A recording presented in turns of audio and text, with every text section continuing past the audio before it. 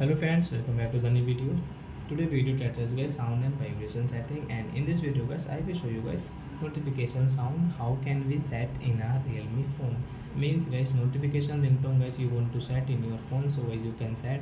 And guys now let's see how to set notification ringtone in our Realme phone. In this video guys I will show you. So first of all guys open your phone setting to set your notification ringtone. Then guys scroll it.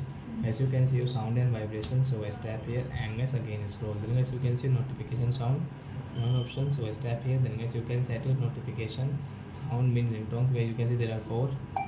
There is Marvel and classic.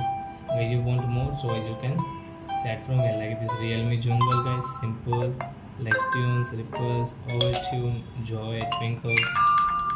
So this sound is very highlight. So I will click on this twinkle, tap here, again tap, come back. Then guys your notification sound will set into twinkle.